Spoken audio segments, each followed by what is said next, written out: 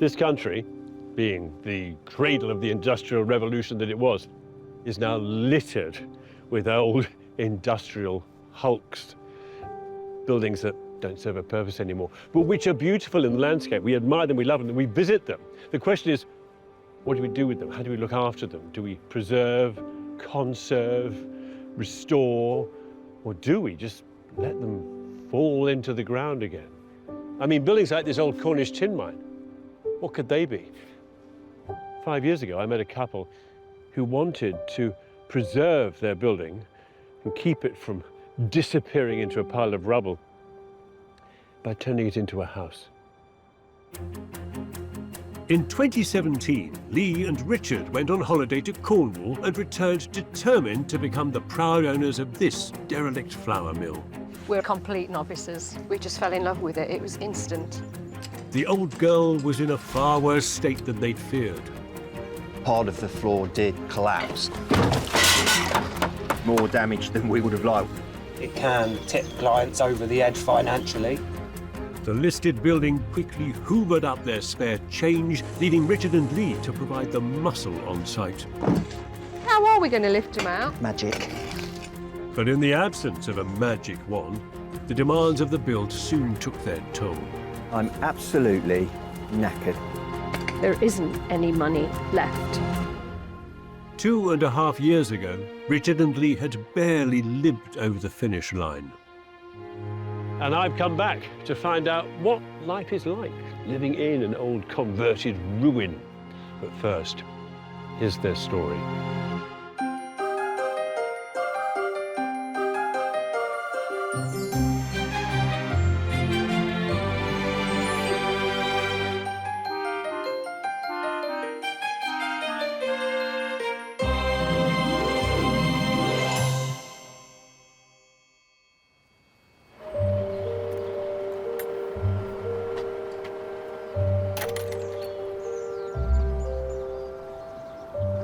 This is one of Blake's original dark satanic mills, isn't it? Wow.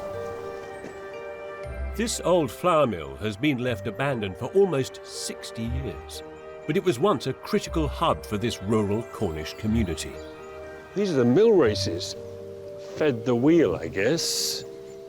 Or wheels, more than one. Holy moly. There are now plans to convert this listed old hulk into a home. I mean, this ain't no domestic project, is it? This is an industrial building. Probably never lived in, never designed to be lived in, and probably a building which is going to resist being lived in. Wait there, Luna. The two behind this high-risk project, Go on, Luna. Leigh and Richard, until recently lived in Derbyshire, where they ran a small rare plant nursery, and Richard was a part-time maths teacher. Well, there's no trolley service on this train, is there? They don't seem like big risk takers, Good girl, Luna. but oh, how looks can be deceptive.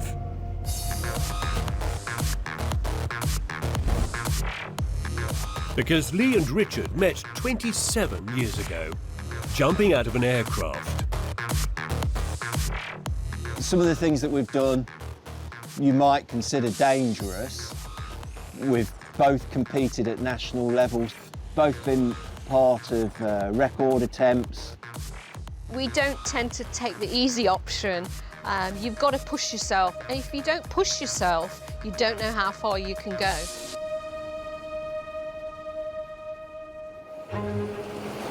These former daredevils have now cut the ties with their old lives in Derbyshire and have moved 250 miles away to the wilds of the Cornish coast. I just love being down here. I think we're so lucky to have a beach like this on the doorstep.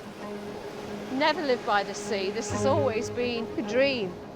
Having sold their house to finance this project, they're about to sink everything they've ever worked for and their future happiness into a building on the verge of collapse. The amount of work that needs to be done, there has to be an element of risk. Biggest concern is running out of money and being Mrs. Impatient, not quite being ready when I want to move in. We've never done anything on this scale before. We're bound to make a few mistakes, but Hopefully not expensive ones. You've bitten off a big hunk of building here to work on, haven't you? it's a big project, but one we're looking forward to. Have you done this before? No, complete novices. We just fell in love with it. It was instant. We're on our way home to Derby. I picked up a free newspaper outside an estate agent. You were supposed to be navigating. Yes, dear. I opened it up and went, that's it. What are you hoping to do with it? Well, it's been here for several hundred years and it's redundant as a mill, so it's never going to be a mill again. So we're going to make it and convert it into a beautiful home, but obviously try and maintain some of its heritage and you know, show people that it was a mill. You know, we're not going to rip everything I out. think because old buildings like this, you fall in love with them. They often don't repay that. She's old and tired and sad, and I think she's crying out for a little bit of help to nudge her into the future. We can't put off going in any longer, can we? Come on Is in it safe? It depends on your assessment of risk, really. Hey. Ooh, this is rather nice. I mean, it's old. It's a big space, isn't it? Yeah. I like your floor. Yeah, these were laid down about 100 years ago. Were they? And I think it's things like that that, you know, reflect the use that it's had in its past. Yeah. Do these remain in this place in situ? Not in this place, and because you've got very little head height here, we are going to dig out and go down. But the plan for these, to use 2 of them to make the dining room table. I still want to make it look like it's an industrial building. Yes. To me, that's quite important. Looking at these beams, their condition, the fact that they haven't sagged too much or dropped at the ends, it's great. We're going to get them inspected as to what can be saved and reused. But what's your gut feeling about how much you can save? 80%. I mean, you save 80% at least. Oh, great big floor. This is what, a milling floor, presumably? Yes. Yeah. What's it going to be? It's going to be our living room. Wow. Lovely space. What stays here? So what about the hoppers? No, so the hoppers will be removed.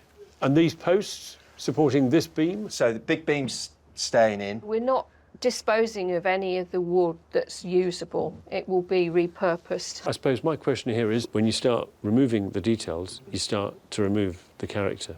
But everything moves forward. It can't be stuck in the past. We've got to be realistic because it has got to be A home. a home. It's not going to be a mill again. And there's the rub.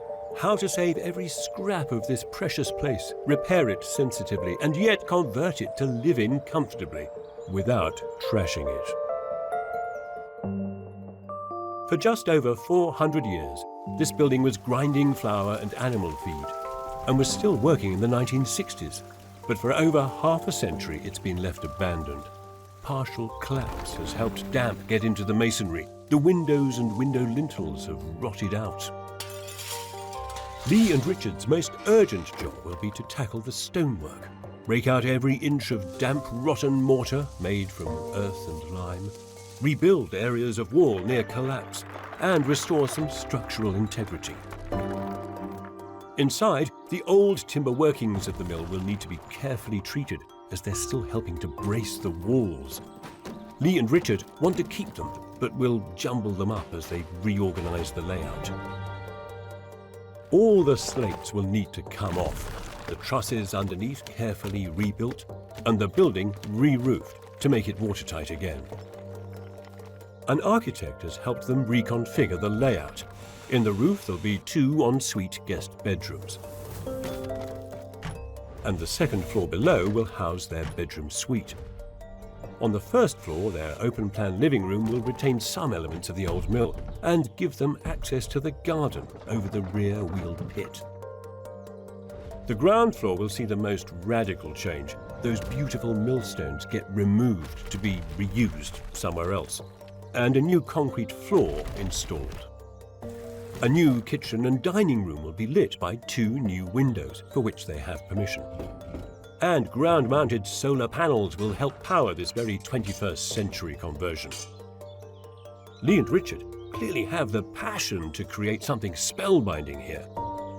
But they have no experience, not of ancient buildings, not even of building. You have got your work cut out here, I think, haven't you? I think so. How much do you pay for the site? 235,000. £235,000 for this. How much is the project going to cost? 250,000. I could put my money somewhere slightly sounder than this. £250,000 is not enough, nor is their small contingency of 50,000. Old buildings aren't just smelly and damp.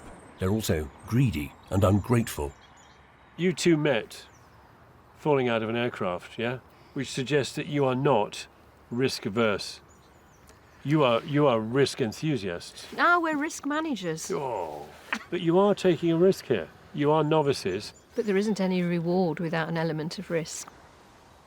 Leigh and Richard have given themselves a year to resurrect this broken building. But of course, if they move too quickly, they could destroy the very thing they've fallen in love with. This newel post and this handrail have been polished to a gloss by the action of thousands of hands grabbing hold of it over the centuries it's been here. The magic of the place, that magic lies in details like this, in tens of thousands of them around the place. Remove these, change, adapt, and actually, quite quickly, you begin to chip away at that magic, at that spirit of place. And there's a tremendous poignancy in that, because once this is gone, it's gone forever.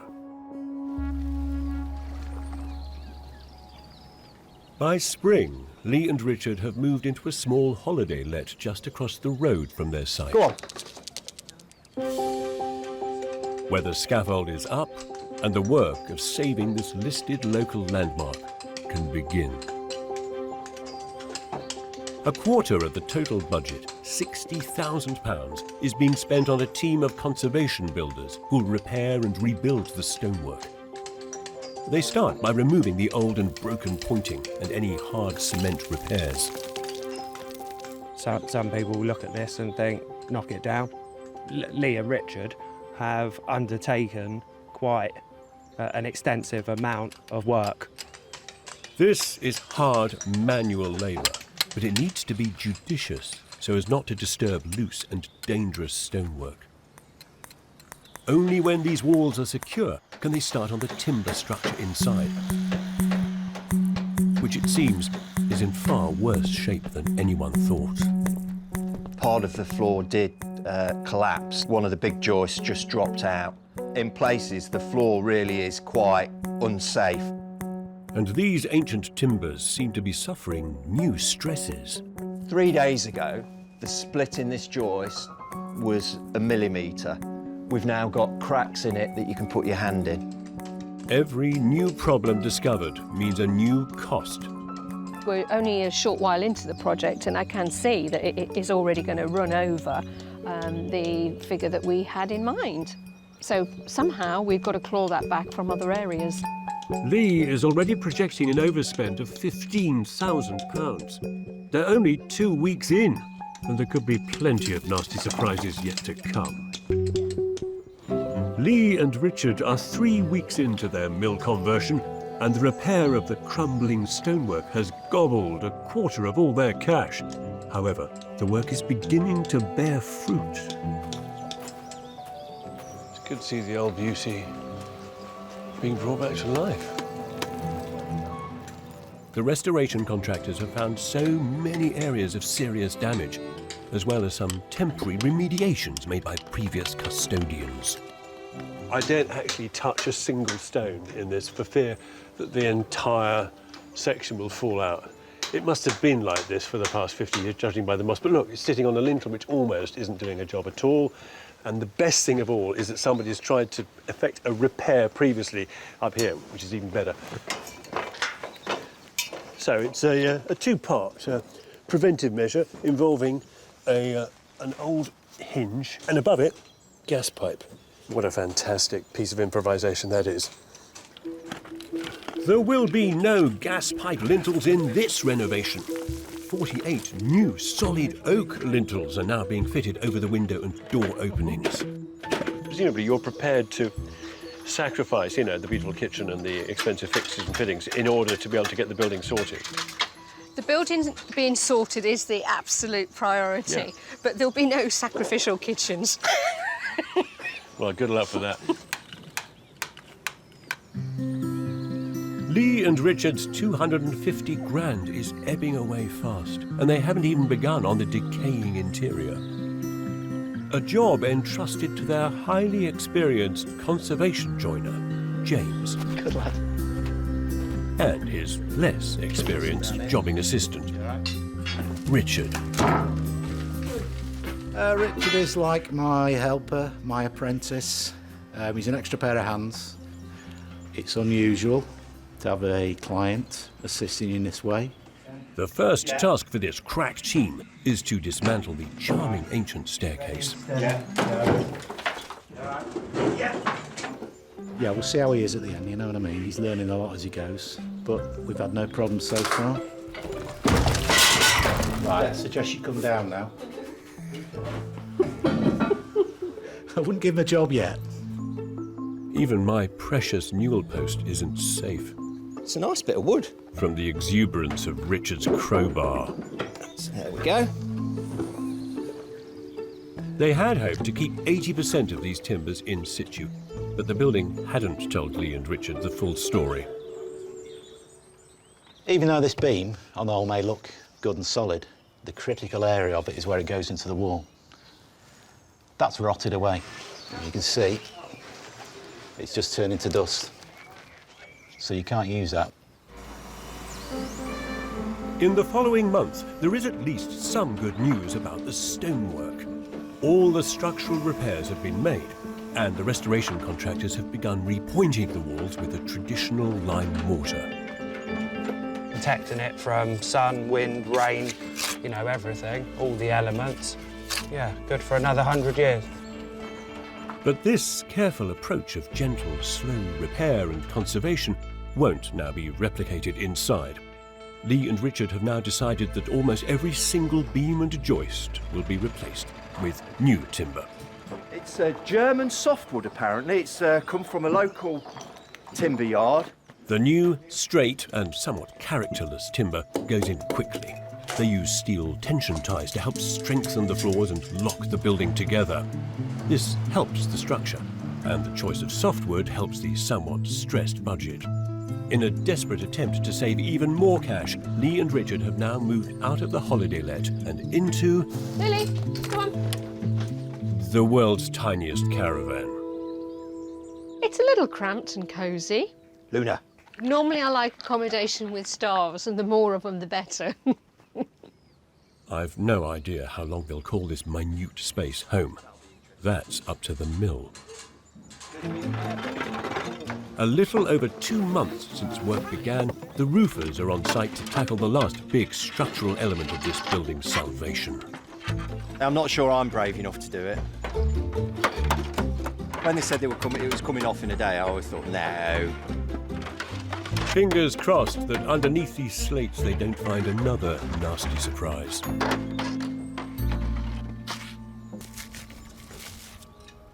Yeah, so it's probably more damage we would have liked. We've got to see how deep it goes. If these 7 A-frame roof trusses can be salvaged, they'll probably be the only original timbers to survive Richard and Leigh's renovation.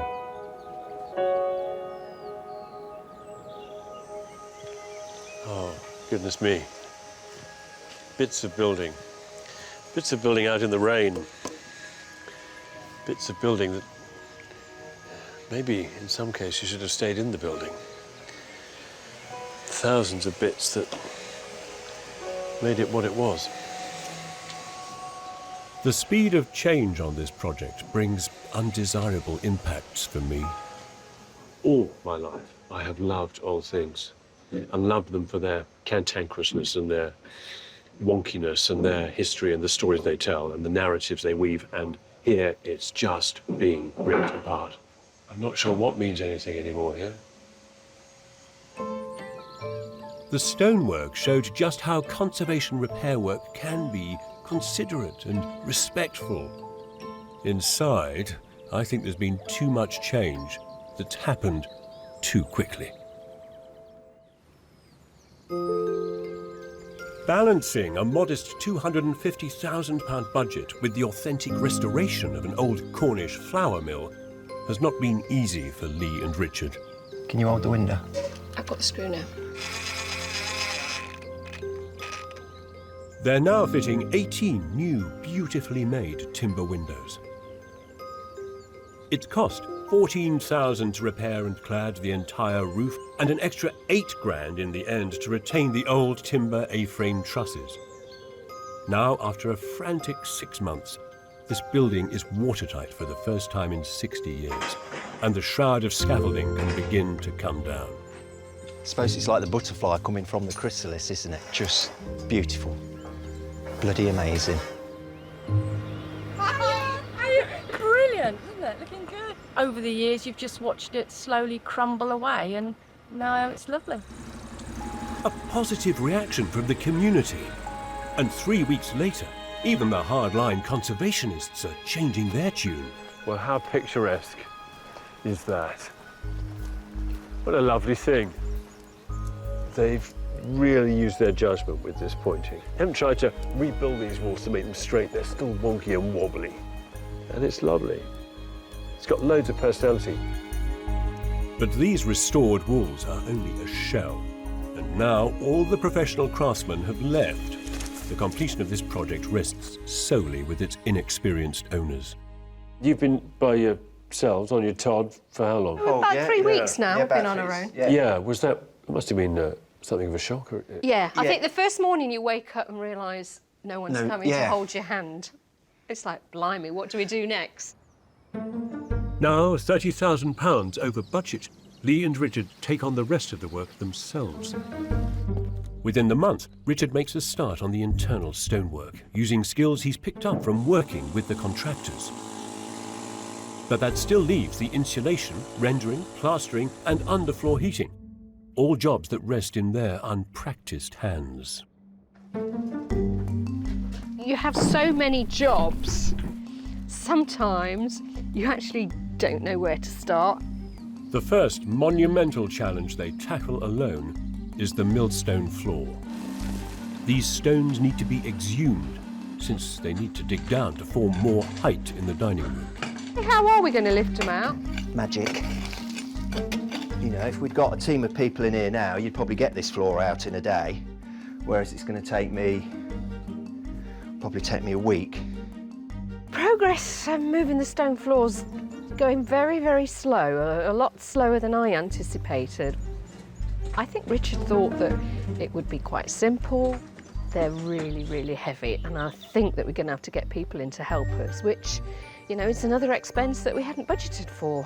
You know, there's no way that's going to move. Not much we can do about it.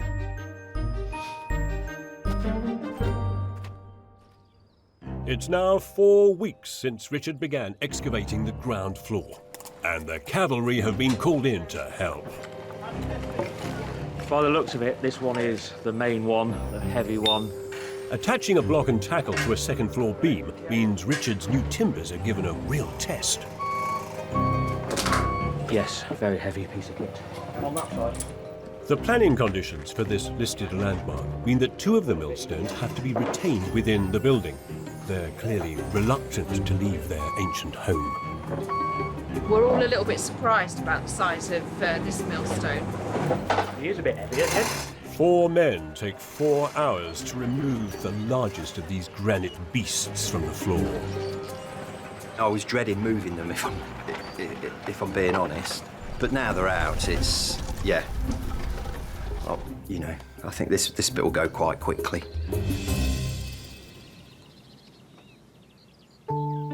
As this project creeps towards winter, Leigh and Richard have given themselves just 4 months to complete the interior and escape the dreaded caravan, which has now been moved into the garage to offer a little more protection from the elements. Life in the caravan, generally chaotic.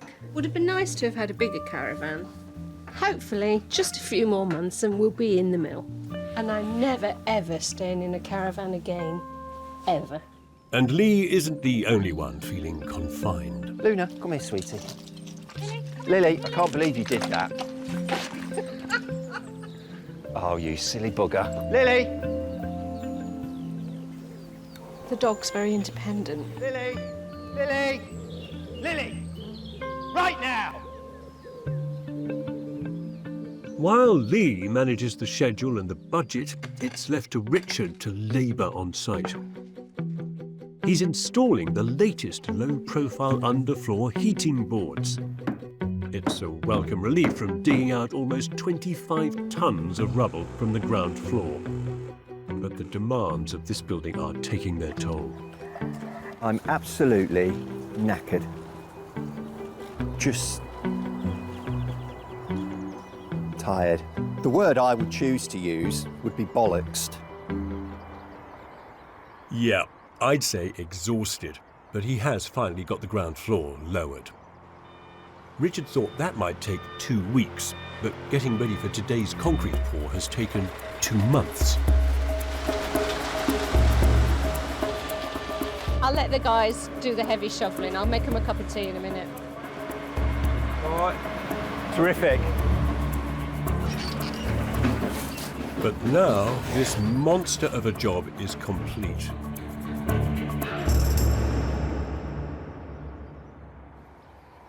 Progress on this project has been so slow. By the new year, Leigh's moving-in date of March is becoming more uncertain. Hello? Hello?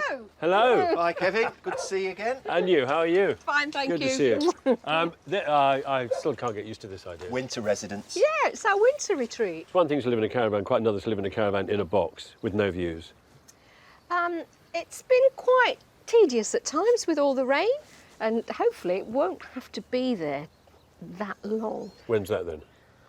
Well, I Well- reckon we're about 3 months late. So that's June, July time then. Outside, you can read the narrative history of this building. Inside, however, it's a work of fiction.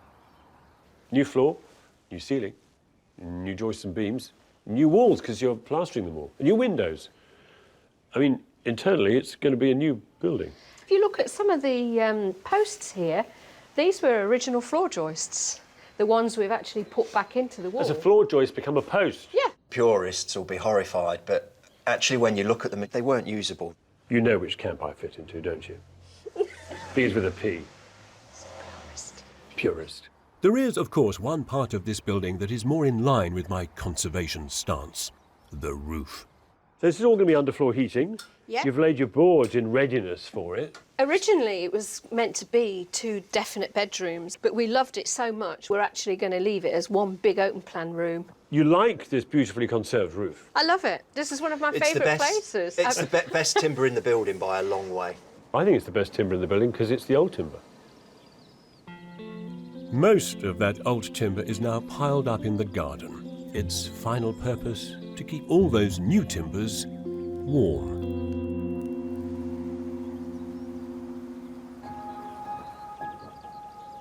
But as Leigh and Richard struggle on, they're suddenly given their biggest test yet. Not by schedule or budget, but rather an event so huge not even remote corners of Cornwall can hide from the impact. The pandemic.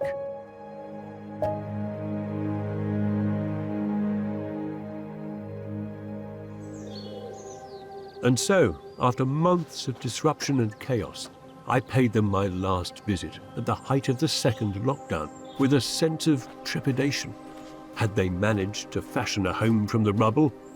And had their blind optimism paid off?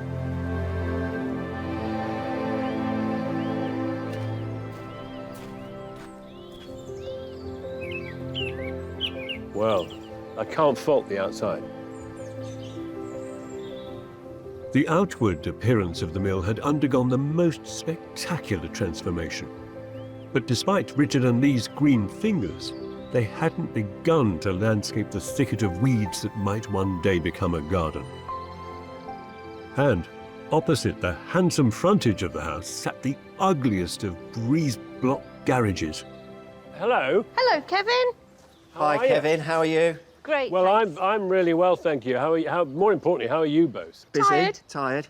Yeah, I bet you are. I'm sorry about the social distancing. We're now filming at 4 meters, which is. It's crazy. Are you living in it? Not No. quite, no. Still in the caravan, still in the shed. Yes, yeah. And I mean, have you found lockdown? How have you found the isolation? Yeah, it's been tough, hasn't it? It's There's been a lot of challenges. We've had shortages of materials, that sort of stuff. Do you mind if I look No. around it by myself? No. Is that all right? I'm looking forward to this. Okay. Just want to say. Touring a house solo, a COVID-inspired first for me. Nice. Inside, it wasn't so much a new chapter for the building as an entirely new story, although some traces remained. What an amazing dining table. It's bonkers. And up in the first floor living room, they'd managed to make a crafted, homespun, even cosy space. It's a really nice job. But further up, it was a different story. The guest bedrooms were still a pile of building materials. And up top, the main bedroom was still empty and unoccupied. Leigh and Richard came here in search of adventure and were thus far £50,000 over budget. With so much still to do, I wondered how much drive they still had left in them.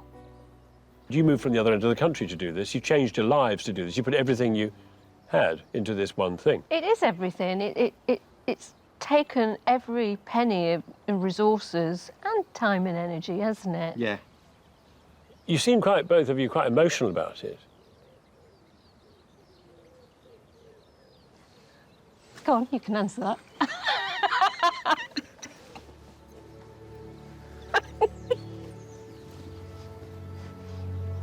Okay. Hello. This project had clearly taken an emotional toll. The heartbeat was again palpable in these ancient walls, but the site wasn't yet fully born. It felt wrong leaving their epic renovation prematurely. I had to come back. I last saw Leigh and Richard 2.5 years ago in the teeth of the second COVID lockdown. You know, they'd almost finished, but there were still bedrooms and bathrooms to do. They were green-fingered, but they had this mud bath of a landscape to convert into a garden. And they were still living in a caravan which was inside the garden shed. I mean, goodness me. Life must have improved since then, surely. It was in 2018 that Richard and Leigh set out to renovate an old watermill in Cornwall. But on my last visit here, plans had been kiboshed by the pandemic. They hadn't moved in yet and were exhausted. I'm back to see if at last they have a finished home. Yes, that's what this building needed. It needed the healing effects of the one thing that had kept it going all these centuries. It needed the passage of time. I was always impressed with the love and attention lavished on the faithful repair of the exterior stonework, and how Leigh and Richard risked everything to try and save this wonderful old workhorse of a building. When I last visited, it was adrift in a sea of building materials, brambles and collapsed outbuildings. But now, all the smelly garages have gone, and lo, there's a landscape. well, this is all as it should be, surrounded by beauty and gardens. A Cornish cornucopia. Even the solar panels are nestled among flowers. The mill is finally rooted in its surroundings and looks like it's flourishing against this backdrop of abundance. I wonder if its occupants are too. Hello. Hello. How are you? We're good, thank you. Good to see you. Good to see you. And you. And you. Hey. Hi, How Kevin. are you? How are you? Yeah, very well. Look at these two. Now, this is a new addition. Yeah, this is Lola. We lost Lily, didn't we, earlier in the year? Oh, did you? I'm sorry. Introduced some chaos into our lives. Why not? Not that life is chaotic for you, it seems, because look at this. It's all exquisite. This is not overnight quick trickery. This is mature planting. This is 2 Taken a years while, hasn't it? of heavy work. That looks like a dry stone wall behind that caging. It's beautiful. So I moved 30 Richard? ton of stone. And I think it works really nicely with a mill as well. Of course, yeah. It's industrial. So you've got a car parking space where the old garage was. Yeah. We managed to buy the old garage and knock it down. That was my best Christmas present, that was, this is knocking that Christmas down. present. And the shipping container, which I think is a work of total majesty. Makes it look better, doesn't it? We're It's using up brilliant. all the materials on site. It's just brilliant. It's a kind of object lesson how to do it. It just worked nice, didn't it, with what we've Yeah. got? Yeah. Right. Yeah. I bet you'd like to come in and... I'd love to, because the last time I looked around your house, it was in the teeth of lockdown. Yeah. I was by myself. I'm a Todd. Yeah. I'll get the door. Come on, let's go in. On the ground floor, the Fred Flintstone dining tables still hint at the history of this place. And the simple, unfussy kitchen has remained surprisingly cosy for an old stone building. I'd have thought it prone to cold and damp. Talking of which, how are you now heating it? There's a biomass boiler in the back of the dining room. Underfloor heating on every floor. It's actually a low-cost building to run. It's very energy efficient. The big thing for us is the insulating lime render. Yeah, it's a Cornish product. And Yeah, so made this in is on. from Bodmin. It's on an inch thick on the walls. So you've got some fibre in it and some foam glass beads and a lime product. And that effectively insulates, but any moisture that is in this old stone building, it Can still dissipates it, breathe. and it's breathing. It's Can still breathing breathe. all the time. What have your energy bills been, roughly? We pay about £60 a month for electricity, and that includes running an electric car as well, so I have no fuel costs. Okay, that's very, well, congratulations, that's very cool. But what we're really saying is, huge stone building, really thick walls, and the right choices of heating technologies here, using a combination of underfloor, which is low temperature, pellet boiler, solar panels, key component here, and that keeps your living costs manageable. I'm surprised. I don't think we thought it'd be this good. Upper level, the generous living room, as busy and open plan as it would have been when it was the milling area, is still as cosy as I remember it. This wall here, this is ancient, is that right? Yeah, the archaeologists dated it late 1400s, early 1500s. Last time, I could see a few traces of the past here in the old exposed timbers, but the stickler for conservation in me still wants to ask them how much of it is for real. So tell me, how much of this space here is where it was? Not that post, but a similar one was. To this rail, did this connect to this post? Was this all new joinery? It's new joinery, but with existing wood that was in the mill. Okay. It's that kind of thing about puzzling over what's new and what's... Yeah, but what was working in the mill and what wasn't, and how it was doing it, We totally understand that, but the state of the timbers in the building was shocking. So to make the building survive, I just likened it to, it's like somebody having a major organ transplant, and that's what we had to do to make sure she survived. I mean, the building has always evolved, hasn't it? It's evolved masses, hasn't it? Yeah. How they used to add bits on and floors and things. The wheel originally was on the roadside, and then when it got busier, they put a second wheel on this end. So it has changed an awful lot. Right.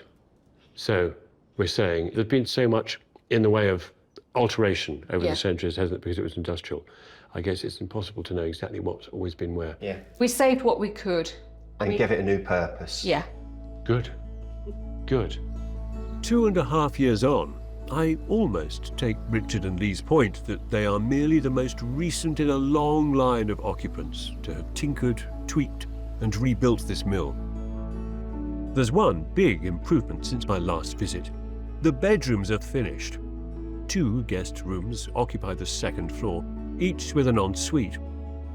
And up top, Leigh and Richard's bedroom, nestled under the beautiful old trusses they managed to retain, complete with the original grain pulleys.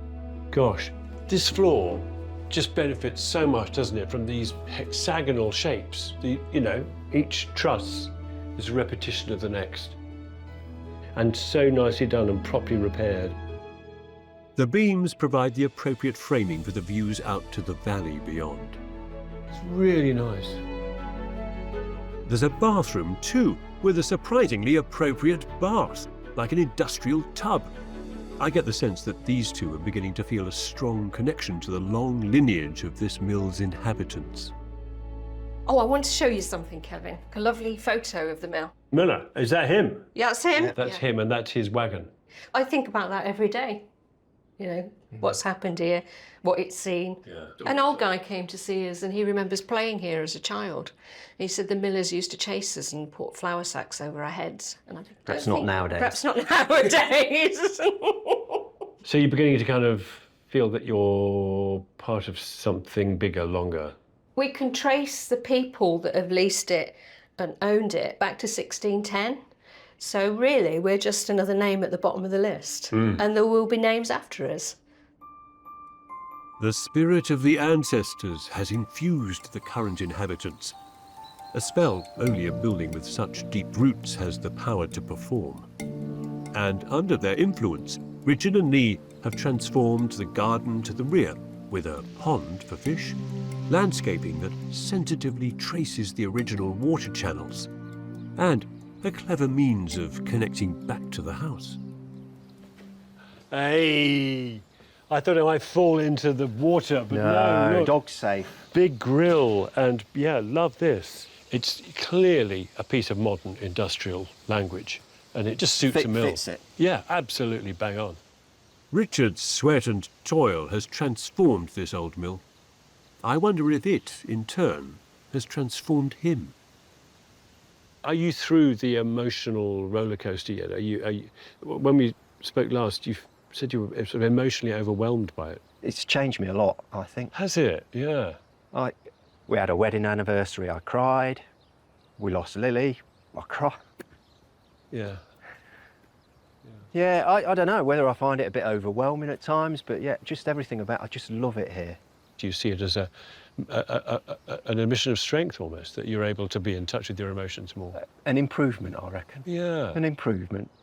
It's just getting used to it, because that's not what I was. Being involved with the building was, it's got to be one of the best things I've ever done. We saved her, but at the same time, she's given us so much back.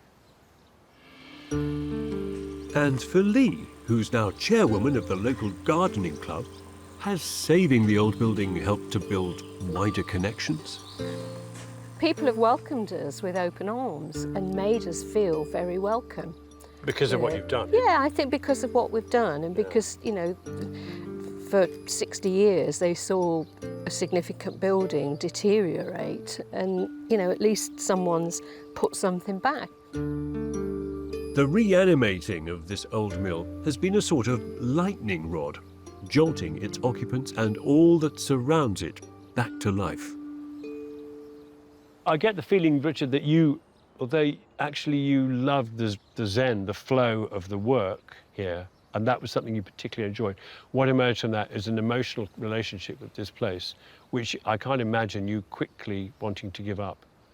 That physical contact, even if it was just sweeping the floor, because we were involved in it, it was a much more rewarding experience. I think if you'd have just handed over the cash and let somebody get over, Well, it wouldn't be the same. Yeah, I understand that. These are moments when you feel physically, emotionally, spiritually connected to something other than just the everyday.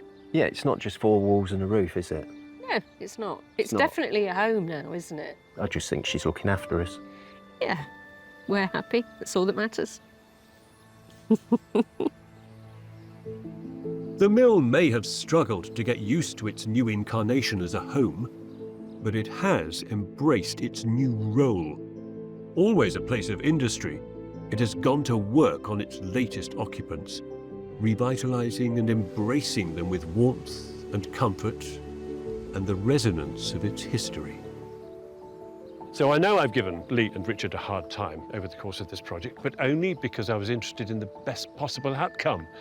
And actually, I think the outcomes here are pretty darn good. And what I thoroughly respect them for is an approach which really respects the history of this place, the fact that they are just custodians. The magic that for centuries has flowed through the waters around this site, I think now courses through their veins. They are romantically attached to this place. They've been seduced by it. And that cuts to the very essence of what it is we do when we connect to old buildings and want to repair them. You know, We love them, rather like children or pets, unconditionally. We continue to love them unconditionally. They do not thank us, and yet we continue to love them still. That is the nature of the relationship. Location. Location is, we're told, the one important thing when we come to buy a house or look for a site. I mean, who would be so foolhardy as to choose a tiny sliver of land between a mainline London railway and this busy A road in Sussex, eh? That's exactly, however, what one couple decided to buy. I first met them 3.5 years ago. And I remember thinking at the time, boy, this pair are courageous, inspiring, and absolutely rebellious. Olaf and Fritha had lofty ambitions for their tricky plot. This is just our dream. We can do whatever we want here. Until they discovered it had a sewer running underneath it. We're stuck with it. We've paid the money, so it's kind of screwed. A triangular self-build was the only solution. Yeah, I mean, it's a pain in the arse because it's a triangle. So Olaf's master carpenter skills were tested like never before. Shit! Can't fit that window in. And if that weren't enough... There's two lines. Olaf and Fritha were also starting a new family. Just want it all over and we can move into our house. Inevitably, building a triangular house led to a load of head-scratching problems. A number of the windows with the handles have been milled on the wrong side. What's this all about, you know? And as money became ever more scarce... We will be in a situation where we need to beg and borrow more. A spur-of-the-moment purchase of a double-decker bus... Why are you putting a bus next to the house? ...threatened to push them over the edge. Stop! Oh, Christ, what have I done? Shit. I am really intrigued to find out whether or not Olaf and Fritha's triangular life on that little plot that nobody else wanted has worked out for them. But first, here's their story.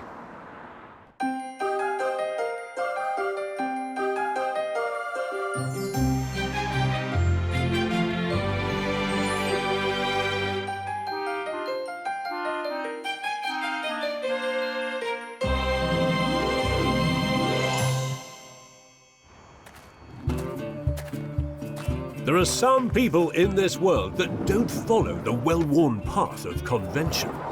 Rebellious spirits that embrace the unorthodox and resist the pressure to conform. People like Fritha and Olaf. I met Olaf on Tinder. I thought, oh, I can't swipe right because he looks too wild, and I promised my dad I would have no more wild boyfriends. But then by the third date, I was totally like head over heels. My life before Fritha was a little bit hectic, yeah. She's different from any other person I've ever met. Pretty much knew from the outset that we were going to be together. We really want to live a different kind of life. We don't want to follow the patterns of others and things like that. She does make me laugh a lot.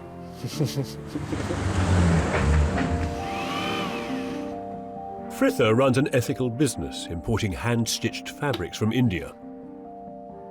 While Olaf, named after his Icelandic ancestors, is a carpenter, joiner and crafter of precise high-end interiors. Now he wants to use those skills to build an entire house. On this quarter-acre site in West Sussex that they bought for £160,000. Oh, look, a train! He waved at me! This compact piece of land is far from ideal. It's hemmed in between a really busy A road and a mainline railway. There's so many trains! The decibels on this site would deter most, but Fritha and Olaf only discovered the biggest obstacle to building here after they'd bought it. When I found out about the sewer, it was a bit demoralising. The sewer has dictated the shape of the building. Seeing as it's impossible to move, we've had to work with it. We're stuck with it. We've paid the money, so it's kind of screwed. There has to be a 3-metre distance between the sewer line and any foundations, so the buildable area on this scrap of land has been halved. People walk past here all the time, and when we're on the land, they call over and they say, hey, do you realise that you've bought a plot of land that you actually can't build on? There's like a main sewer in the middle of that. We're like, yeah, we know we did that, we know. In early 2020, Fritha and Olaf begin clearing the site. Not on the survey! And uncover even more underground surprises, like a defunct septic tank. But there's no turning back now. Probably been thinking about building my own house all the time I've been a carpenter, so 20 plus years. So now you need to say is, I would never be building this house if I hadn't met Fritha. Look at me, gaze in, lovingly. I definitely wouldn't be in this situation if I hadn't met Fritha. You make sure that's in, I'll pay you. Olaf has now begun building a boundary wall from old railway sleepers. A brazen, chunky line of defence to resist the adversity on every front. That is, apart from the sewer running directly underneath the plot, which is forcing them to build a triangular house. There's one thing I don't like about triangular buildings, and that's this problem. The fact that you get these corner spaces which are useless. Look, what's it good for? It's good for standing in. The naughty corner. It's the useless corner. The prospects for this project are grim, frankly. Maybe that's why Olaf and Fritha drive around in an ambulance. Oh look, it's our plucky self-builders. I like your van. So you're next to a road, next to a railway. Yeah. I can see why somebody would look at the site and think, actually, it's challenging. The biggest challenge is the sewer. A huge 9-inch main sewer that runs right the way through the site. Presumably that means you can't build over it. No. What you're saying is the house is as big as it can be on the site because of the... exactly that. Man alive. Are you going to build this yourself? Predominantly, yes. So although the house is constrained, there's no constraint on the craftsmanship that's going into it, the energy that's going into it. No compromise. No compromise at all. We've both lived in rentals all our lives. We only met 3 years ago. This is just our dream. We can do whatever we want here. Of course, they can't do whatever they want, because all they have are restrictions. The road, the train line, and the main sewer, which alone threatens the viability of their plans. The 3-metre exclusion zone and the need for their own soakaway means the foundations utilise every inch of buildable space. On top, they'll build a meaty, handcrafted timber frame that'll support 2 upper floors, poured in concrete. These heavy floors, thick insulation and 21 triple-glazed windows will work to keep the noise and the vibrations of the heavy traffic out of the interior. An eye-catching sculptural sloping roof at the front will be clad in zinc and then covered in cutting-edge, low-profile solar panels. Inside, the house won't be big. The ground floor will house an open kitchen and a triangular snug.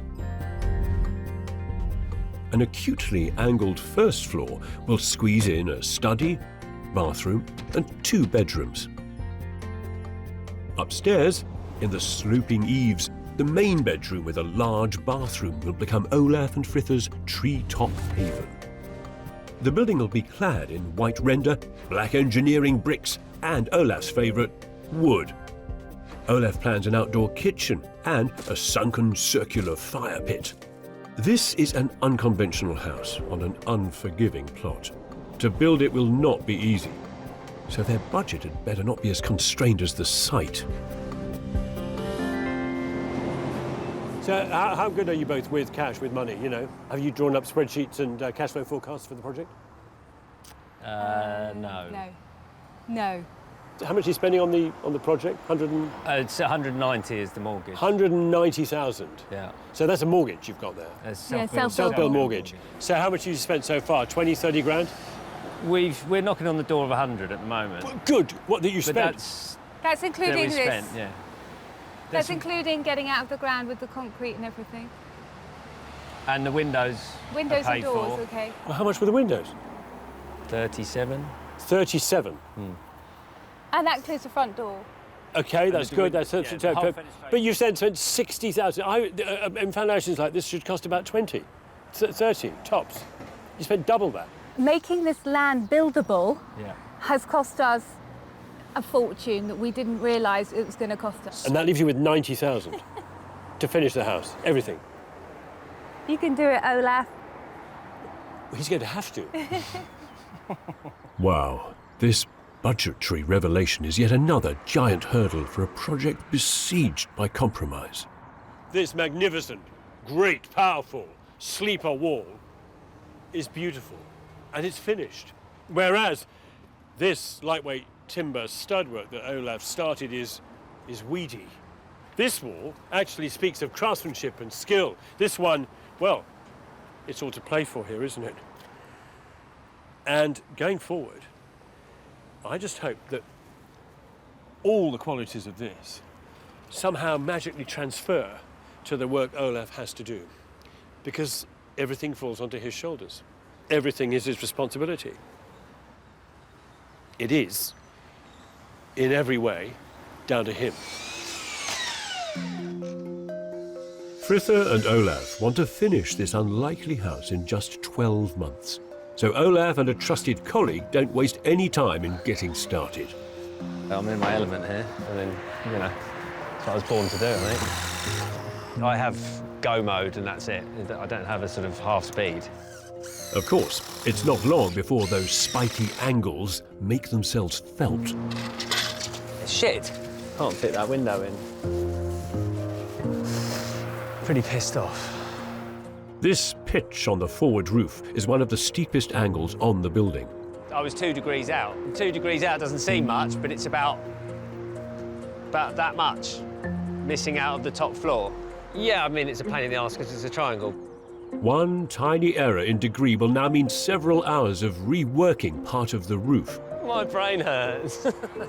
And on this build, every moment is critical. I've got the bricklayer starting in August, so he's 4 weeks away, I think. 3.5 weeks away. And I go back to my paid job in September. As Olaf races to get the timber frame up in just 4 weeks, Fritha heads to their allotment, a short walk from the site. I love the allotment very much. It was my idea to get the allotment before we got planning, because I felt that we needed something to get us over here. Building a house is just one part of Fritha and Olaf's brave new world. They also want to start a family. I hope that this place provides the opportunity for some of our children, whoever they might be, to get more into country living.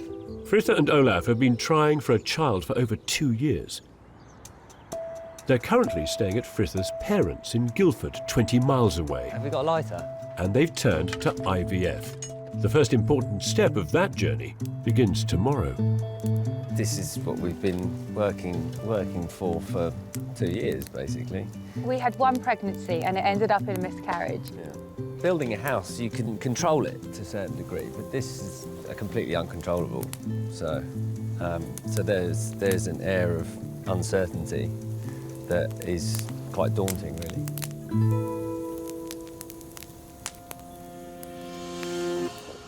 Early the next morning, Fritha and Olaf are in London. So today we're going for egg harvesting. Yeah.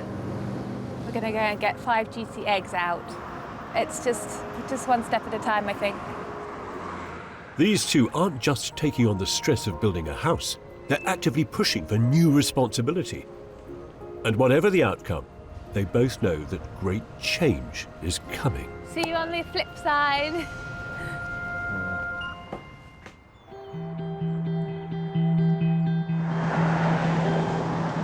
The strain and the pains of building are already being felt by Fritha and Olaf in West Sussex. Their house is a tiny, complex, triangular puzzle. There's so much stress involved in building this house. It's quite all-consuming, project managing and building at the same time. As well as a house, they also want to make a family. It seems the IVF process has worked so far. So we've got 5 embryos fertilised, which is really, really exciting.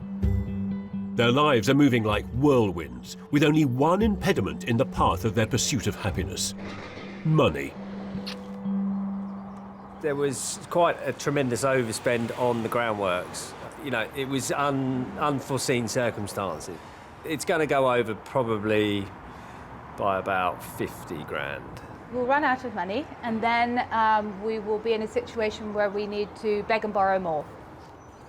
A new £240,000 budget will mean going back to the bank to ask for a larger mortgage. But the mathematics of the budget are simple compared to the geometrical riddle of the house itself. Olaf's next challenge is the frame for his trianguloid roof. Bit tricky, it's very technical compound angles, and not really looking forward to doing it, but it's part of the process, I guess. As the roof goes up, it becomes clear why most of us live in cubes. For Olaf, even the drawings stop making sense. On the one side of the roof, it says on the top, it's 31-degree pitch. So what, I don't understand the 18 from vertical. Why would you have that? That's what I'm up against. Mind-boggling geometry slows down the work. Olaf has to slave every hour God sends. But after 4 weeks, his great skill and experience triumph. The roof has been a bit of a pig, but it's we've done the majority of it now. It's looking good, I think. Their hopes for a child have also progressed, and Fritha's now on site to see if their IVF treatment has worked. Okay, I'm going to go in the loo and do the pregnancy test, and I'll give it to you, okay? Okay, great.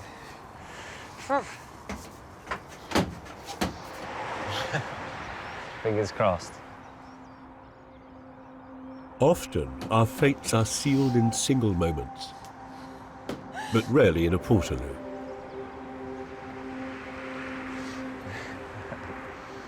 I don't know, I guess that's long enough.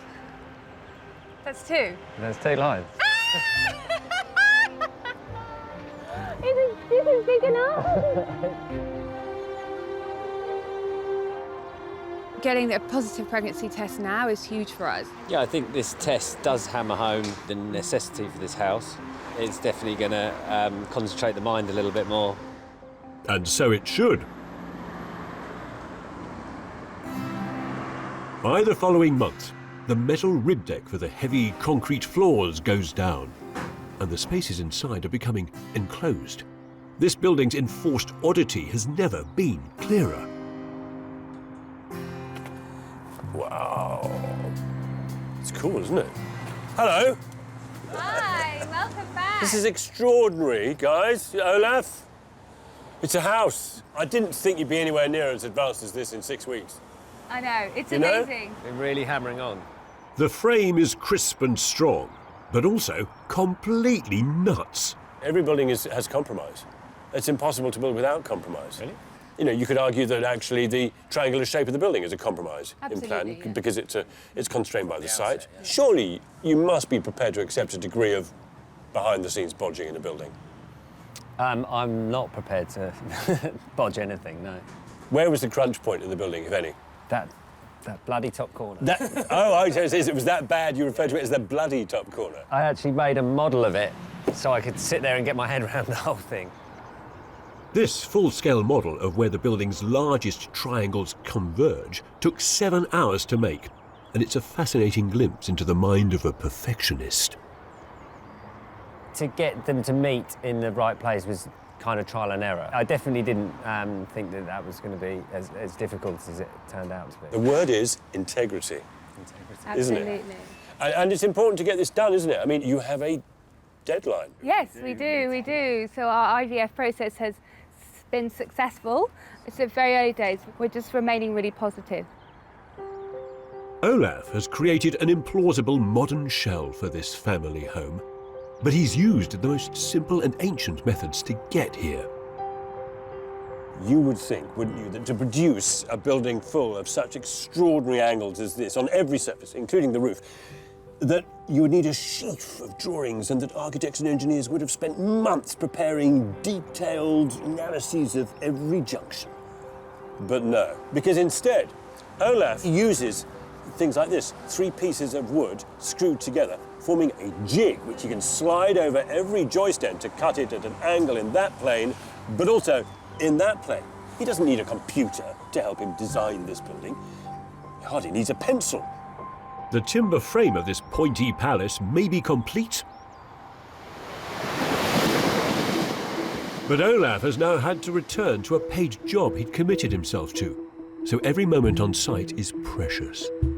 Yeah, I don't think you need a stop bead. Oh, on the back, yeah, you will need a stop bead on the back. Now, as well as running out of money, cheers, mate, Olaf is having to trust the subbies he leaves on site. Like Mark, the bricklayer, who he's known for over 15 years. I always knew the design would be quite intricate. It's very Olaf. Very Olaf means very tricky. Heavy block work with precise angles and lots of extreme cuts. To get that many bricks to do the job took me 1 day just to cut all those to hide this steel. Yeah, it's been quite labour intensive.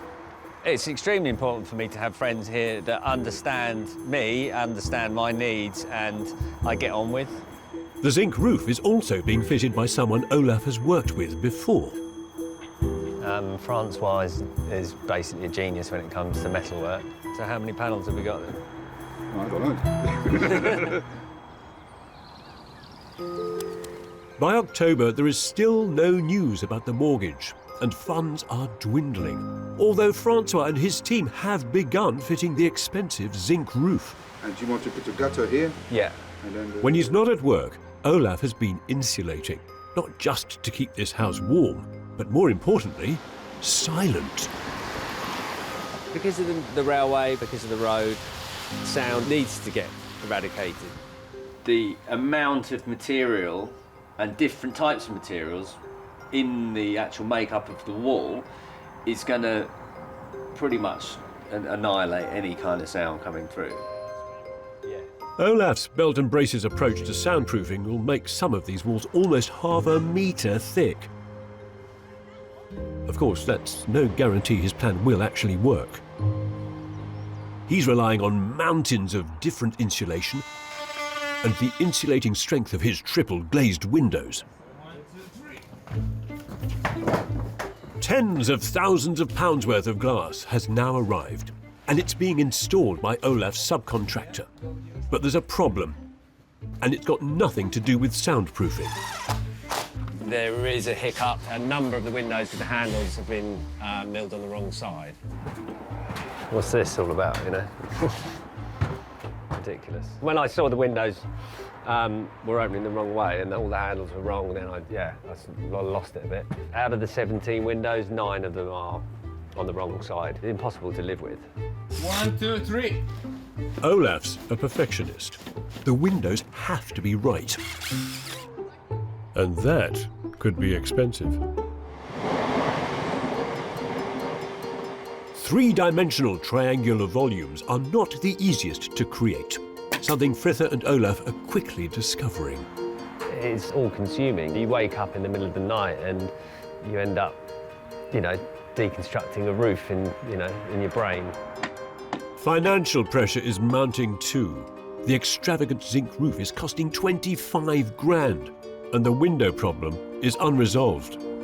Yeah, it does take it out of you, physically and mentally. I think if we had money, I'd sleep. Sure, rich people sleep well at night, don't they?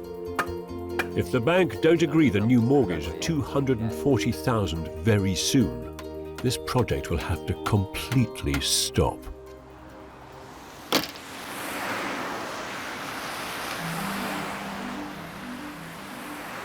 And then, of course, there's always the odd bout of torrential weather to slow things down. Roofers are at work. Outside may be damp, but inside is wonderfully dry, and it seems to have grown. Oh my word! Full height. That's beautiful. This is exciting because I haven't been up here. Triangular study. A little bit of a landing going on here, and then there's bedrooms. So these windows are super high performing, triple glazed, and this one opens, quite clearly the wrong way. You want it to open into that void there. You don't have to kind of walk around it. It kind of makes this entire corner of the room useless. Which is a shame. Olaf has gone back to the company responsible for designing the windows, and it's clear that there's been a miscommunication about the specifications. Now the company are willing to have a discussion about putting things right. Have the windows been the biggest issue for you? Yeah, the windows have been the biggest issue. And it's been fairly stressful as well. So where are you now then? They're willing to change the sashes. So you've got a result? Yeah, we don't have to stop the job. We can change them after we've moved in. Olaf's happy that the handles problem is resolved. And there's even more good news. We've just had an acceptance for an extension on the mortgage. Oh, that's good. Yeah. So yeah, I think we've got it covered now. Good. That's going to kit you out as well. It's going to give you furniture and fitted stuff and the whole thing, which you need in a building like this. You can't just expect to buy a wardrobe from a shop in the high street. And not this shape, no. Not this shape. I want to make the kitchen from scratch, yeah, we'll see how it all pans out. Nice.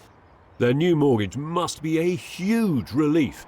It means Olaf can now focus on delivering some of his precise, high-quality joinery. By winter, the render is on, and the sculptural zinc roof is finished and has some extremely stylish, low-profile solar panels attached. The whole system was £6 grand. It's about 30% more expensive than a standard array, but they're hardly noticeable on this kind of roof. Beautiful. The promise of greater things to come, all of which are now again in the hands of Olaf, who's back on site full-time. Clearly, this is a man happy in his work, and a happy Olaf is a happy Fritha. I just never ever thought I'd ever have a bedroom like this in my whole life. This is like a hotel. There's going to be a sofa, beer fridge. We're going to have a great time up here. Damn right.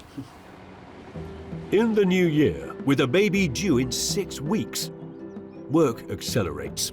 The interiors are plastered, and Olaf has turned his attention to the external timber cladding. He wants the timber to merge into the blockwork. But once again, those acute angles aren't making life easy. The reason why this is a bit tricky is it double backs at an angle less than 41, which is tricky to cut, and we just want to make sure it looks absolutely spot on and nice and crisp. Shaping just 3 fragile larch boards to form a perfect sharp edge. There's another piece needed there. Takes most of a day. Attention to detail is what I do. I've made a nice niche career out of it so far. This building has charted Olaf's progress from carpenter to master craftsman. That's how you do it. Even the short winter days nighttime carpentry can't halt his devotion to this project. You go the extra length on your own home, I think, to see what it looks like in the daylight, though. Olaf's genius is becoming evident all over this house. From the finely cut cladding to the timber tiles made from offcuts. Even his driveway is an exquisite layout of concrete blocks. So Olaf's getting to that exciting bit in the project. You know, he's putting the cladding on, he's dressing the building, and he needs one beautiful tiny detail on the front of that house to complete it. I wonder what it is. Just tell me, why are you putting a bus next to the house? Well, it overcomes the problem of not being able to build a workshop because of the sewer. Expensive? 2,600. Drunken eBay purchase.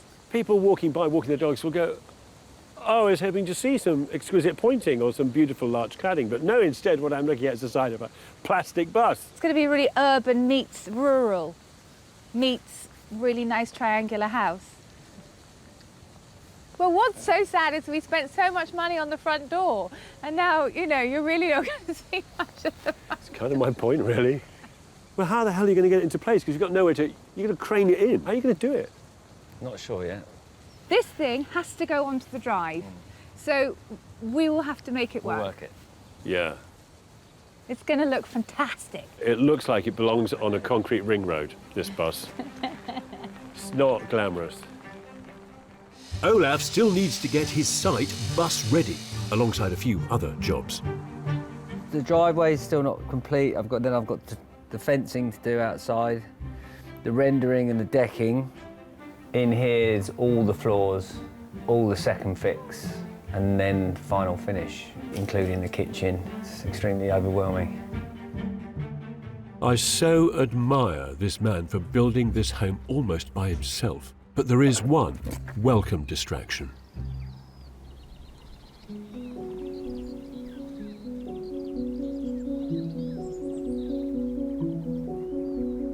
When you first hold your baby, yeah, it's just an amazing thing.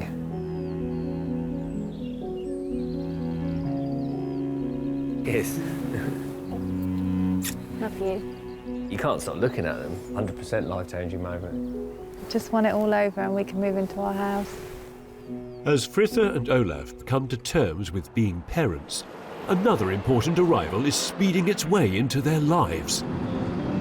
Slightly shitting myself about the bus arriving. The whole thing's an unknown as to how it's going to go. It could go absolutely smoothly, it could be disastrous. That would cause a traffic jam. It's a tight space to get a bloody great bus in. But it's too late for second thoughts. The bus is making its first pass past sight. I feel like I want to puke.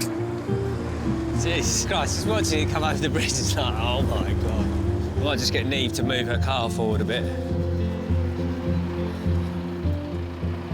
Shit, it's right there. Olaf has to stop the traffic on one of the major A roads through Sussex, just to manoeuvre this huge hunk of junk into position. And it's not happening smoothly. What's he doing now? Just to watch the post, Yeah, I'm yeah. get a bit of a lock on. Okay, all right. Yeah, it's going to have to be tight. Shit. Oh, no, it's not going to go, is it? It's going to take the fence out, and it's going to hit my van.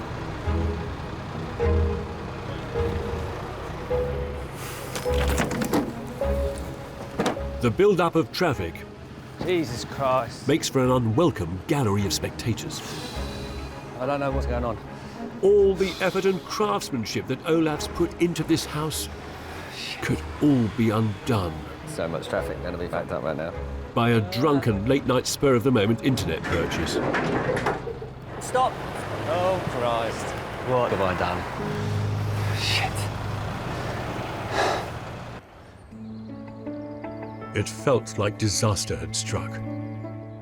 But miraculously, 2 months later, the last time I visited, the bus had made it onto site. And I was dumbfounded by Olaf and Fritha's transformation of this piece of land that no one else had wanted. Oh, goodness me. That is looking acutely sharp.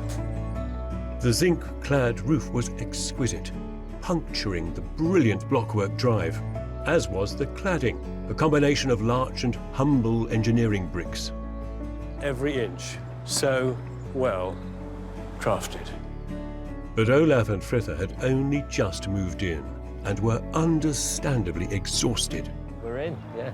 You're living here? We're living We're here. living here. And not just by 15 months of construction.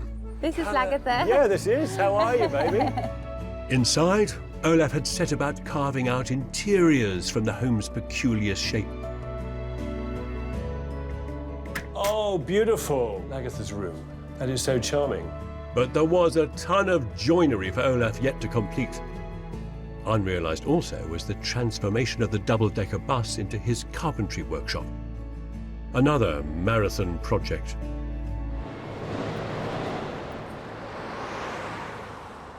It's been 2.5 years since I last saw Olaf and Fritha and their new baby, Lala, as they were just moving into their pointy house, which was, of course, unfinished at the time. And there was a world to come of craftsmanship, of care and dedication to making that beautiful interior that Olaf wanted to construct. So much. That world of nurture and of love. And completely different, of course, to the world outside. And I'm very curious to know how they managed to forge their new life, surrounded as they are by trains and cars and lorries. It's almost 2.5 years since I visited Olaf and Fritha's landmark home on their tricky plot in West Sussex, betwixt trains and traffic. So, does it still deliver that jolt of architectural adrenaline that knocked my socks off last time. Oh, there's a work. What's that, little shed or something?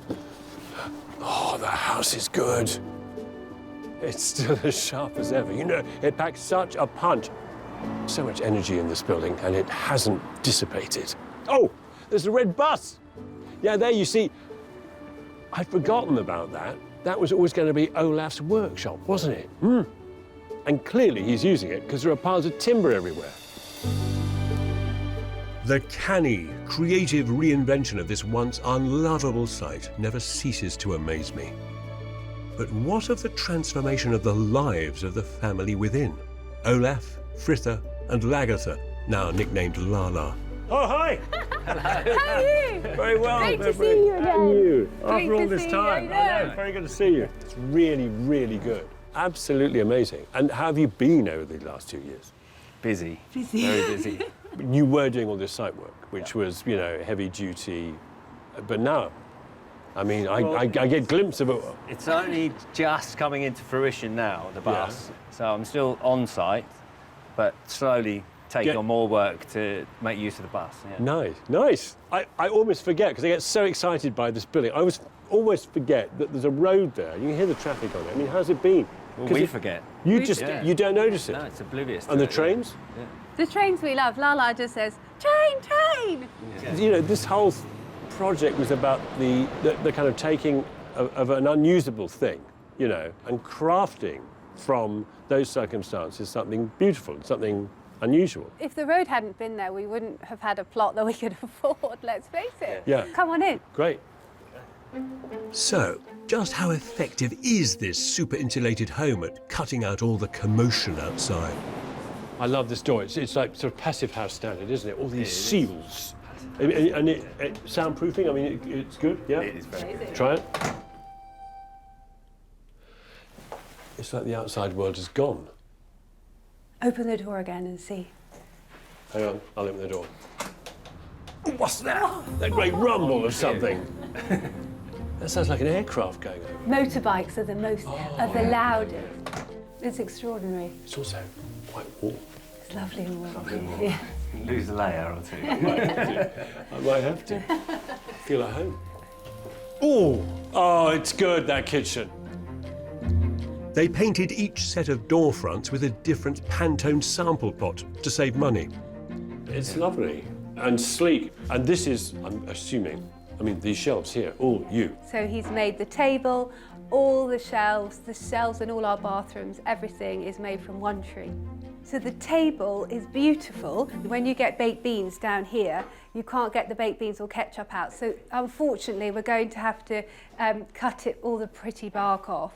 It's got to go. We'll still keep the waney edge, but lose the bark. I like the fact that it's getting oiled, but just through use with things like butter and sausages and olive oil. Yeah, exactly. What do you call this room? We call it the snug. Right, that corner is really super pointy. So what do you put in that? And the answer is you put in something circular. You put in the wood burner, which is just fills the gap. Warms the house. The MVHR helps to move the heat around the house as well. So the MVHR, mechanical ventilation, that's taking the heat and blowing it into all the bedrooms and around the warming the rest of the house, yeah. Now, I've never seen that before. That's clever. What's the point of the hole, the window in between the two rooms? Well, it's actually a mirror that comes up. So it can either be open plan or closed space, yeah. Comes up? Yeah. How? Just press the button. At the speed of a glacier. Do you want to look at yourself before you're going out? You know, you can do that in 3 weeks. It's taking forever. Yeah, Olaf's very sensitive about the speed of it. Okay. So. It's just any faster. It's a bit more Austin Powers than James Bond, I'm afraid. But all this is mere detail. The living spaces here provide valuable sanctuary for Olaf, Fritha and young Lala. Spaces that transcend and defy the noisy surroundings. Even in the garden, which has a bar, a fire pit, and lots of space for family and friends. Meanwhile, upstairs, Olaf has been busy carving beautiful furniture. Wow! Not least in the main bedroom on the top floor. This is you, presumably, Olaf. This is Yes. Yes. A magnificent bedhead. Yeah. Magnificent piece of tree. Yeah, I love and he it. put these sleepers on as well for the base of the Ooh. bed. There's still a couple of bits to do in here. Like I want to do some proper bedside tables. Yeah. And there's a big lump of ash. It's going to be a lovely sort of shelf behind the bath to actually put a beer on instead of In the bath. Find a Nice. Yeah. I mean, Put it. is this because you can't stop? I would like to stop one day, but I see things that need to be done, and I'll just, I'll keep going. On the floor below, an office has become a bedroom, and other rooms have changed too. So there are now 3 bedrooms squeezed in here. This was Lala's room, wasn't it? It This was Lagerford's room, Yeah. So now it's what? This is for a child we don't know their name of yet because we're foster carers and we're waiting to be matched with 2 new children. Wow. We got through it, yeah. Good for you. So you're going to have 3 kids? Yeah. Oh, my goodness Yeah. me. A proper house full. I mean, you'd be really making use of the building. Yeah. I think it's staggering that you've got those reserves. It feels weird having 2 massive empty rooms. It's really interesting you say that because I didn't think this house would be too big at all. Yeah. I thought it would be constricting because it's small. You had to go small because of the site, because of the sewer. You know, so many constraints here. And actually, you've ended up with a building, thanks, I think, partly to going up, that's given you so much space. If it's just me, Olaf and Lala here for the rest of our lives, it would feel empty and a waste. So we want a big family and we want to fill this place. Use it. Yeah. Share it. Share it. Share it. Yeah. Amazing that you're doing this. I think it's admirable. This site is now so accommodating, readying itself for a burgeoning family. While outside, on top of that peskily positioned sewage pipe, the red bus has finally been inventively reborn as Olaf's carpentry workshop. Oh, yes. Fully kitted. Blimey, actually it is. You've got everything you need. They're big spaces, aren't they, these? Yeah. Surprisingly so, yeah. Yeah, load pillar drill, chop saws, planers. I've never had a fully kitted workshop like this. Dedicated tools with dedicated jobs in a dedicated space. Dedicated to one man. Dedicated to this. Yeah, yeah, yeah. And so the stuff you're planning to then make is not going to be as heavy, I guess. Definitely not, no. Not as massive, not as... Just a little bit more intricate and Yeah. manageable. Yeah, I just hope that I'm able to create stuff that's unique and inspire other people. And the house, I suppose, in a way, is already a giant version of that. That is. It's kind of... Yeah, I mean, because... we're shrinking everything down now. Yeah, yeah, yeah. So do you think it's still like a hunk of junk or improved hunk of junk? It was a hunk of junk. And now it is the most brilliant workshop. It's eccentric, but it's... Yeah. Just wait till you see upstairs. What, here? I'd forgotten. It's a double-decker bus. Oh, this is miraculous. The upper deck is transformed into a design space with a lounge. This is not the floor of the original bus, surely? No. 3 months of hard labour. Word. Leftovers, is it? It's all the leftovers of life, yeah. Jobs I've been on all my whole life. I think it's magical. This house is enabling Olaf and I to live out both our dreams. Like, I've always dreamed of being a foster carer. Yeah. And Olaf's always dreamed of having his own workshop so he can do his own work. And this house has enabled us to live out both of those dreams. So Yeah, it's amazing. Olaf and Fritha seem to have built a house and a life without compromise, from a plot that not long ago was all compromise. I'd take my hard hat after these 2.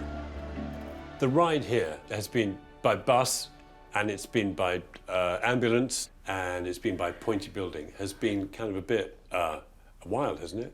Or is all of life like that for you 2? It's definitely fast-paced with Fritha around. You've just managed to cram a lot into your lives. We do, yeah. We don't really stop. I'm curious to know what people have said. The house is so exposed, it was so obvious when you drive past it that you must have had lots of people just stop and you know, and talk to you about it. I think generally people have, you know, they understand why we had to build what we built. Yeah, yeah. And then they appreciate the fact that the design went beyond just the triangle and, you know, and created something unique. You know, just this last week, I'm being asked to look at a triangular plot in somewhere in the Midwest of America. Amazing. And we are so privileged to have this setting to just flourish in. You seem to have achieved so much on so little that it's sort of almost entirely about the making and the doing and the crafting. That I find really magical, really. Yeah, well, I mean, if you can do that, then you can do anything. When I first met Olaf and Fritha, I thought of them as children of innocence, festival goers, free spirits on the planet doing their thing. See how far they've come. You know, there are some people on this planet, I mean, people like Olaf and Fritha, actually, who seem imbued with just vast amounts of energy, you know, as if they were human dynamos. I mean, take this pair, for example. I mean, they started out with a list of, well, pretty humdrum, humble materials like engineering bricks and bits of leftover wood. And a dog end of a site, frankly, and from these things, they crafted a building of sheer beauty. And now, in turn, the house and the garden and the bus and the imminent fostering, they're all beginning to reward Olaf and Fritha and give them back energy and inspiration by turn. You know, it's like a sort of atomic nuclear fusion fission thing that's triangular shaped, and they're in the middle of it, as busy as ever. What next?